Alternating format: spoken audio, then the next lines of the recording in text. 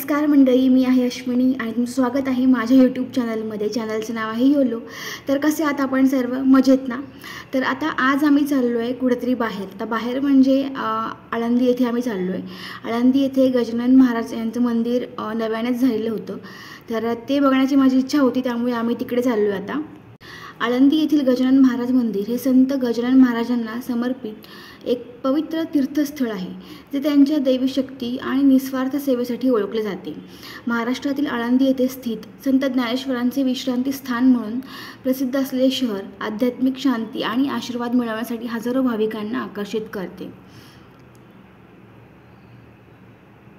भगवान दत्तात्रयांचे अवतार मानले जाणारे गजानन महाराज प्रथम महाराष्ट्रातील शेगाव येथे प्रकट झाले आणि त्यांनी असंख्य चमत्कार केले. त्यांच्या शिकवणींमध्ये भक्ती, साधेपणा आणि निस्वार्थ सेवेवर भर देण्यात आला. आळंदी येथील मंदिराची स्थापना त्यांच्या वारशाचा सन्मान करण्यासाठी आणि भक्तांना ध्यान करण्यासाठी आणि मार्गदर्शन मिळवण्यासाठी जागा प्रदान करण्यासाठी करण्यात आली आहे. या मंदिरात पारंपरिक महाराष्ट्रीय मंदिर स्थापत्य आहे, ज्यामध्ये शांत वातावरण आहे, जे आध्यात्मिक अनुभवांना वाढवते. गर्भगृहात संत गजानन महाराजांची एक सुंदर मूर्ती आहे, जिथे भाविक प्रार्थना, फुले आणि प्रसाद अर्पण करतात. मंदिर संकुलात एक ध्यान कक्ष आणि धार्मिक ग्रंथासह ग्रंथालय आणि धार्मिक प्रवचनांसाठी जागा देखील आहे. संत गजानन महाराजांना समर्पित आरती, भजन आणि कीर्तनात सहभागी होण्यासाठी भाविक दररोज मंदिरात येतात. विविध उत्सव साजरे केले जातात, ज्यात गजानन महाराज प्रकट दिन आणि रामनवमी हे सर्वात महत्त्वाचे आहेत. या प्रसंगी भव्य मिरवणुका, भक्तिगीत आणि आध्यात्मिक प्रवचनांचे आयोजन केले जाते. आळंदी हे स्वतः एक प्रमुख तीर्थक्षेत्र आहे, कारण ते महान मराठी संत आणि कवी संत ज्ञानेश्वर यांच्याशी जोडलेले आहे. संत ज्ञानेश्वर समाधी मंदिराला भेट देणारे यात्रेकरू त्यांच्या प्रवास कार्यक्रमात गजानन महाराज मंदिराला भेट देतात, ज्यामुळे ते आळंदीच्या आध्यात्मिक परिदृश्याचा एक महत्त्वाचा भाग बनते. आता इथे कसे पोहोचायचे? आता रस्त्याने जर जाणार असाल तर आळंदी हे पुणे आणि इतर प्रमुख शहरांशी रस्त्याने जोडलेले आहे. नियमित बसेस आणि खाजगी वाहनांमुळे ते सहज पोहोचता येते. रेल्वेने देखील तुम्ही जाऊ शकताय. जवळचे रेल्वे स्टेशन पुणे जंक्शन आहे, तिथून बस किंवा कॅब घेता येते. आणि विमान जर प्रवास करणार असाल तर सर्वात जवळचे विमानतळ आहे पुणे आंतरराष्ट्रीय विमानतळ, जे की 20 किलोमीटर अंतरावर आहे.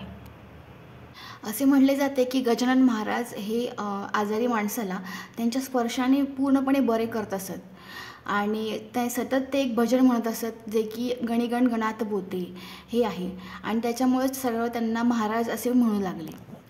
आता गजानन महाराजांचे मंदिराचे दर्शन तर खूपच सुंदर झाले आणि आता याच्यापुढे आम्ही ठरलं होतं की साईबाबांच्या मंदिरात जावं. आळंदी येथेच साईबाबांचे मंदिर देखील आहे. आळंदीमध्ये आलो आपण की असं वाटतं की देवाच्या नगरीमध्ये चाललो आहे. इतकं सुंदर वातावरण असतं आणि प्रत्येक देवाचं दर्शन देखील होतं. तर आता आम्ही साईबाबांच्या मंदिरात आलो आहे आणि साईबाबांचं मंदिर देखील खूप सुंदर आहे आणि इथे व्हिडिओ वगैरे काढण्याची परमिशन देखील आहे, कारण बरेच जण फोटो व्हिडिओ वगैरे काढत होते, तर त्यामुळे मी देखील व्हिडिओ काढण्याचा आनंद घेतला.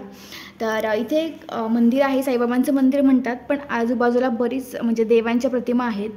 श्री साई सेवा प्रतिष्ठानचे विश्वस्त जे आहेत श्री सुभाष नेलगे, तर यांची श्री साईंवरती खूप भक्ती होती आणि ते दरवेळी शिर्डीला दर्शनासाठी जात.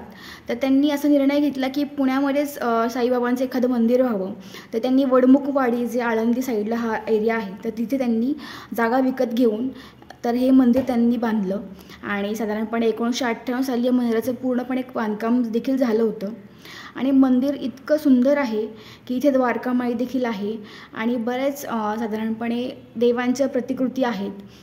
तुम्ही जेव्हा मंदिराला भेट द्याल तर तेव्हा तुम्हाला पूर्णपणे कल्पना येईल. ज्याप्रमाणे शिर्डीमध्ये साईबाबांचं मंदिर आहे, तर त्याचप्रमाणे हे मंदिर देखील आहे. जसे की आपण म्हणू शकतो हे प्रति शिर्डीच आहे. आता साईबाबांचं दर्शन झाल्यानंतर तुम्ही जेव्हा बाहेर येता तर तुम्हाला डाव्या साईडलाच अष्टविनायकाचं दर्शन देखील होईल. इथून तुम्ही बाहेर यायचे, तुम्हाला बाहेर आल्यानंतर लगेच गणपतीचं दर्शन देखील होईल. हे आहेत गणपती, हे अष्टविनायक गणपती आहेत. डाव्या साईडला 4 गणपतींची मूर्ती आहे आणि उजव्या साईडला देखील 4 गणपतींची त्यांनी प्रतिकृती केलेली आहे. तुम्हाला या मंदिरामध्ये गेल्यानंतर प्रत्येक देवाचं दर्शन होईल. इथे आल्यावर एकाच वेळी आपल्याला अष्टविनायकांचं दर्शन झालं आहे आणि गणपतीच्या मूर्त्या देखील खूप सुंदर प्रकारे त्यांनी सजवलेल्या होत्या आणि इथे आल्यावर खूपच प्रसन्न वाटतं. आता इथे समोर जरी तुम्ही बघायला गेला तर इथे भोजनाची देखील सोय केलेली आहे.